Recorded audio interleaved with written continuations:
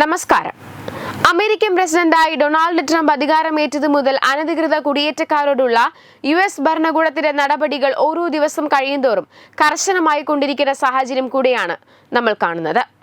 കൊടും കുറ്റവാളികളെ പോലെ തടങ്കൽ പാളയത്തിൽ പാർപ്പിച്ചും കൈവിലങ്ങണിയിച്ചും നാട്ടിലേക്ക് തിരിച്ചയച്ചതും ഉൾപ്പെടെ കടുത്ത നടപടികളാണ് ട്രംപിന്റെ നിർദ്ദേശപ്രകാരം ഉദ്യോഗസ്ഥർ കൈക്കൊള്ളുന്നത്.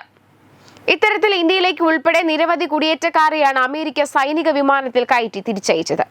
ഒരു വശത്ത് മറ്റു രാജ്യങ്ങളുമായുള്ള വ്യാപാര യുദ്ധം കൊടുമ്പിരി കൊള്ളുമ്പോഴാണ് വിവാദം ക്ഷണിച്ചു വരുത്തുന്ന അടുത്ത നടപടിയുമായി ട്രംപ് ഭരണകൂടം മുന്നോട്ടു പോകുന്നത്.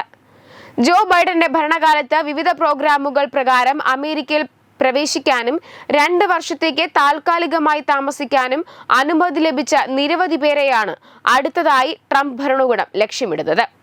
ഇവർക്ക് നിരവധി ആനുകൂല്യങ്ങളും ലഭിച്ചിരുന്നു. ഇപ്പോഴിതാ ജീവിച്ചിരിക്കുന്ന ഇവരെ മരിച്ചവരായി പ്രഖ്യാപിച്ച് നാടുകടത്താനുള്ള നീക്കങ്ങളാണ് നടത്തുന്നത്. ഇത്തരത്തിൽ 6000-ലധികം ജീവിച്ചിരിക്കുന്ന കുടിയേറ്റക്കാരെയാണ് മരിച്ചവരുടെ പട്ടികയിൽ ഉൾപ്പെടുത്തിയത്. മരിച്ചവരായി പ്രഖ്യാപിച്ചവരുടെ നിയമപരമായുള്ള സാമൂഹിക സുരക്ഷാ നമ്പറുകൾ റദ്ദാക്കിയിട്ടുണ്ട്. ഇത്തരത്തിൽ അമേരിക്കയിൽ ഒരു വിധത്തിലും ജീവിക്കാൻ അനുവദിക്കാതെ സ്വയം നാടുകടത്തലിന് വിധേയമാക്കാനും അവരുടെ മാതൃരാജ്യങ്ങളിലേക്ക് നിർബന്ധിതമായി മടങ്ങാനും പ്രേരിപ്പിക്കുകയാണ് ലക്ഷ്യം. US പൗരന്മാർക്കും സ്ഥിരതാമസക്കാർക്കും താൽക്കാലികമായി ജോലി ചെയ്യുന്ന താമസക്കാർക്കും സർക്കാർ നൽകുന്ന 9 അക്ക നമ്പറുകളാണ് സാമൂഹിക സുരക്ഷാ നമ്പറുകൾ. വിവിധ ഔദ്യോഗിക ആവശ്യങ്ങൾക്കായി ഈ നമ്പറുകളാണ് ഉപയോഗിക്കുന്നത്.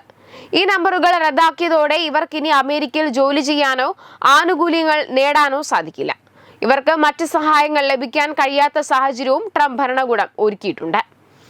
സാമൂഹിക സുരക്ഷാ നമ്പറുകൾ ഇല്ലാതാകുന്നത് വഴി ട്രംപ് ഭരണകൂടം വിവിധ സാമ്പത്തിക സേവനങ്ങളിൽ നിന്ന് ഇവരെ ഒഴിവാക്കി.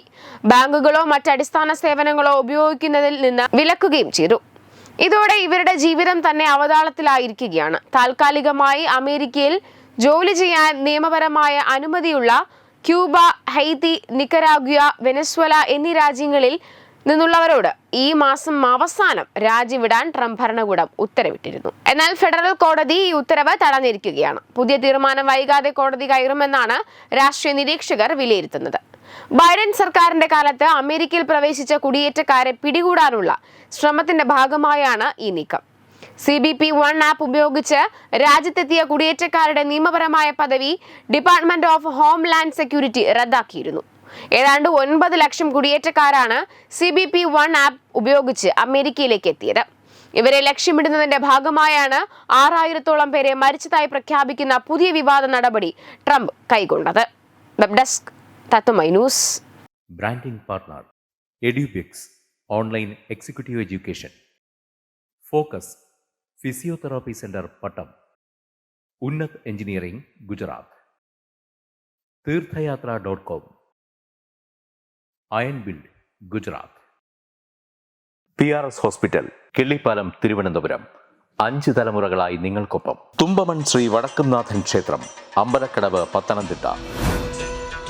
ശ്രീമദ് സ്കന്ദപുരാണ മഹാസത്രം 2025 മെയ് 11 മുതൽ 18 വരെ. ബ്രഹ്മശ്രീ മുംബൈ ചന്ദ്രശേഖര ശർമ്മയുടെ മുഖ്യ കാർമ്മികത്വത്തിൽ മഹാഗണപതി ഹോമം, സ്കന്ദപുരാണ പാരായണം, മഹത് പ്രഭാഷണങ്ങൾ, പൂജഹോമാദികൾ, കലാസാംസ്കാരിക പരിപാടികൾ. സത്രയജ്ഞ കർമ്മങ്ങളിലേക്ക് എല്ലാ ഭക്തജനങ്ങളുടെയും സാന്നിധ്യവും സഹകരണവും സാദരം അഭ്യർത്ഥിക്കുന്നു.